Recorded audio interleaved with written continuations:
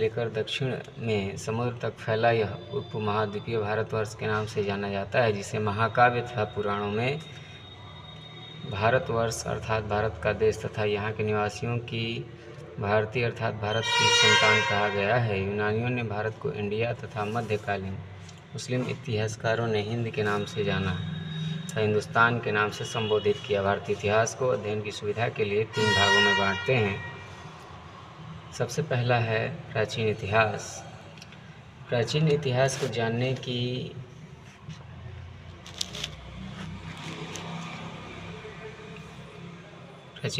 जानने के जो विशेष स्रोत हैं वो इस प्रकार हैं।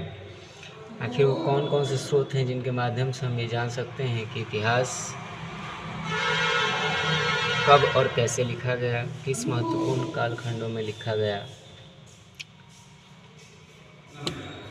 सबसे पहले बात करेंगे हिस्ट्री के पिता के बारे में। तो हिस्ट्री के पिता जो हैं हेरोडोटस हैं।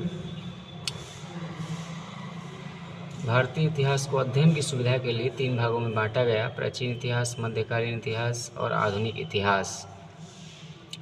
प्राचीन भारत की अगर हम बात करें तो प्राचीन भारतीय इतिहास के संबंध में जानकारी के लिए हमें कुछ महत्वपूर्ण स्रोत हैं जो 4 हैं, जैसे धर्म ग्रंथ, ऐतिहासिक ग्रंथ, विदेशियों का वर्णन तथा पुरातत्व संबंधी साक्ष्य। धर्म ग्रंथ एवं ऐतिहासिक ग्रंथ से मिलने वाली महत्वपूर्ण जानकारियाँ। भारत का सर्वप्रथम धर्म ग्रंथ वेद है। भारत का सर्वप्रथम धर्म ग्रंथ है वेद।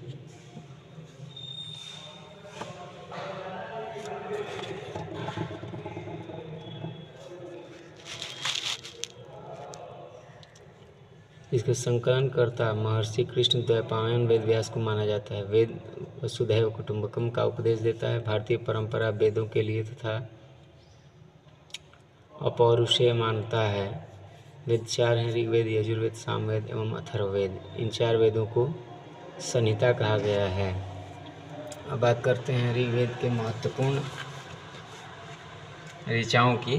तो ऋचाओं के मामले में अगर देखा जाए तो ऋग्वेद के क्रमबद्ध ज्ञान के संग्रह को ऋग्वेद कहा जाता है। वेद को ज्ञान कहा जाता है। इसमें 10 मंडल, 1028 सूक्त, वाल्खिल्य पाठ के साथ 11 सूक्तों सहित एवं 10,462 ऋचाएँ हैं। इस वेद के ऋचाओं के पढ़ने वाले ऋषि को होता कहते हैं। इस वेद के आर्य में राजनीतिक प्रणाली एवं इतिहास के बारे में जानकारी मिलती है। विश्वामित्र द्वारा रचित ऋग्वेद के 3रे मंडल में सूर्य देवता सावित्री को समर्पित प्रसिद्ध गायत्री मंत्र है। इसके 9वें मंडल में देवता सोम का उल्लेख मिलता है।